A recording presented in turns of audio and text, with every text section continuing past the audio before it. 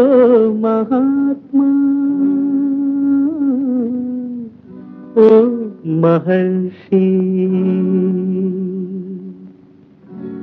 ఏది చీకటి, ఏది వెలుతురు, ఏది జీవితమేది మృత్యు, ఏది పుణ్యం ఏది పాపం, ఏది నరకం ఏది నాకం, ఏది సత్యం ఏదసత్యం, ఏదనిత్యం ఏది నిత్యం, ఏది ఏకం ఏదనేకం, ఏది కారణమేది కార్యం.